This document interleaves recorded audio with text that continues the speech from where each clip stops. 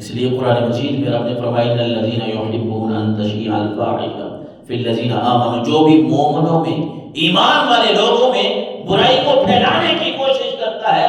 اللہ اس کو دنیا میں بھی ذلیل و رسوا کرتا ہے، آخرت میں بھی اللہ اس کو ذلیل و رسوا کرے گا۔ اور حیا کی ہم بات کر رہے تھے، جس ماحول میں ہم سانس لے رہے ہیں نا، یہاں حیا کی بہت کمی ہو گئی ہے۔ وہ حیا، وہ وفا جن کی مثالیں دی جاتی ہیں، اللہ کے نبی صلی اللہ علیہ وسلم نے جو باتیں ہمیں سکھائی ہیں حیا والی، وفا والی، وہ باتیں ختم ہو گئی۔ اب ہم کہتے ہیں ہم تو کھلے ذہن کے ہیں،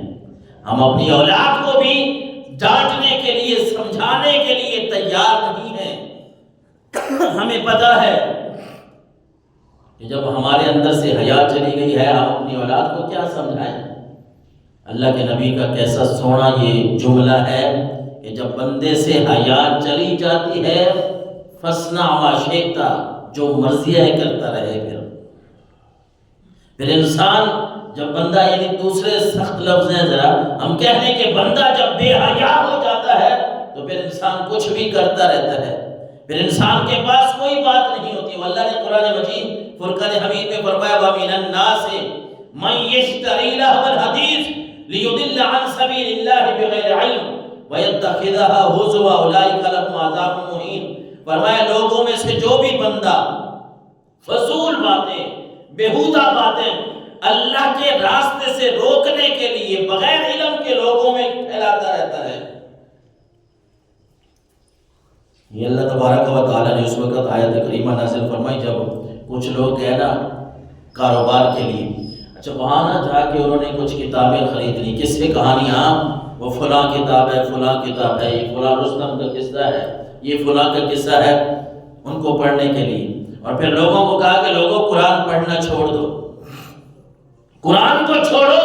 یہ کتابیں، یہ کہانیاں بڑے مزیدار ہیں، یہ قصے بڑے مزیدار ہیں۔ اللہ تبارک و تعالیٰ نے قرآن مجید میں فرمایا اے نبی ان لوگوں کو دیکھیے، ان کی حالت دیکھیے، یہ ایسی کتابیں، یہ بیہودہ لغو اور فضول قسم کی باتیں لے کے آئے ہیں اور لوگوں کو اللہ کے راستے سے روک رہے ہیں، اللہ کے کلام کا مذاق اڑا رہے ہیں کہ قرآن نہ پڑھو، قرآن مجید کو نہ پڑھو، یہ چیزیں پڑھو، یہ کتابیں ہیں، یہ کہانیاں، یہ پڑھو، یہ بڑی مزیدار ہے۔ حالانکہ اس دنیا میں اگر کوئی کتاب ہر لحاظ سے مکمل ہے تو وہ قرآن مجید فرقان حمید ہے، وہ اللہ کا کلام ہے۔ آپ کو سکون چاہیے، آپ اللہ کا کلام پڑھیں، اللہ تبارک و تعالیٰ آپ کو سکون عطا فرمائے گا۔ آپ کو اگر برکت چاہیے، اللہ کا کلام پڑھیں گے اللہ آپ کو برکت دے گا۔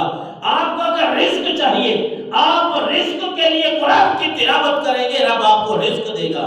اور پھر اس قرآن کو اگر ترجمے کے ساتھ پڑھا جائے، اس پیغام کو اگر سمجھا جائے کہ رب نے ہمیں کیا فرمایا ہے، تو پھر تو سونے پہ سہاگا ہے،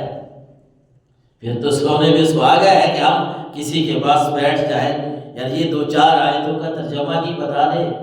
یہی ہمیں سکھا دیں، ان کا مفہوم کیا ہے، ان کا خلاصہ کیا ہے۔ جس طرح ہم اپنے بچوں کو بھیجتے ہیں نا انگریزی اسکولوں میں،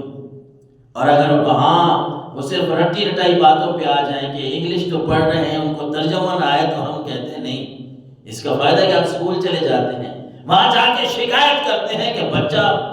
وہ ہمارا بچہ ریڈنگ تو کر رہا ہے، پڑھ تو رہا ہے، انگلش اسے پتہ ہی نہیں میں کیا کہہ رہا ہوں۔ لوگوں یہ بھی اللہ کا پیغام ہے،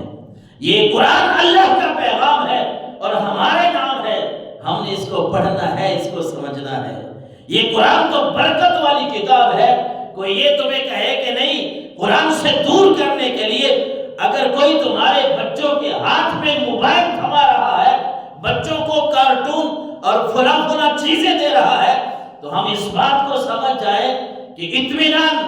برکت، سکینہ کچھ بھی آپ کہہ لیں، اگر ہمیں چاہیے تو ہم قرآن کے دامن کو پکڑ لیں، رب ہمیں اطمینان بھی دے گا، ہمارے مالوں میں برکت بھی عطا فرمائے گا۔ ہم اپنے بچوں کو یہ سکھائیں، بچوں کو کھیل کود کے لیے ضرور ٹائم دیں، لیکن انہیں ساتھ ساتھ قرآن کی تعلیم دیں، اسلام کی باتیں سکھائیں، ان کی عمر کے لحاظ سے جتنی ان کی عمر ہے اس لحاظ سے ان کو اسلام سمجھانے کی کوشش کریں۔ رب کا قرآن فرما رہا ہے کہ وہ لوگ جو مسلمانوں کے لیے، مسلمانوں کا راستہ روکنے کے لیے کتاب کوئی ایسی فضول بات لوگوں میں پھیلا دیتے ہیں، لوگوں میں ڈال دیتے ہیں اور قرآن کا مذاق اڑاتے ہیں۔ یہ مذاق اڑانے والی بات ہے نا کہ گھر میں قرآن پڑھا ہو۔ ہمارے محلے میں، ہمارے شہر میں اگر کوئی آدمی قرآن کو پھینکتا ہوا ہمیں نظر آ جائے، ہم اس کو تو مار ڈالیں گے، لیکن کبھی ہم نے یہ سوچا، یہ سمجھا کہ وہ قرآن ہماری الماریوں میں پڑا ہے، اس کے اوپر گرد و غبار آ چکا ہے، ہم نے اس قرآن کو صاف تک نہیں کیا، ہم نے اسے سینے سے نہیں لگایا، ہم نے اس کو پڑھنے کی کوشش نہیں کی۔ اللہ کا قرآن، یہ اللہ کے قرآن سے مذاق والی بات ہے؟ رب کے کلام سے اور کیا ہے؟ جو کلام ہمارے لیے اللہ نے اپنے نبی صلی اللہ علیہ وسلم کے قلب اطہر پہ نازل کیا تھا کہ اے نبی آپ لوگوں کو یہ کتاب دیں، ان کو یہ کتاب سکھائیں، یہ کتاب سیکھیں گے، پڑھیں گے، میں ان کو ہدایت کا راستہ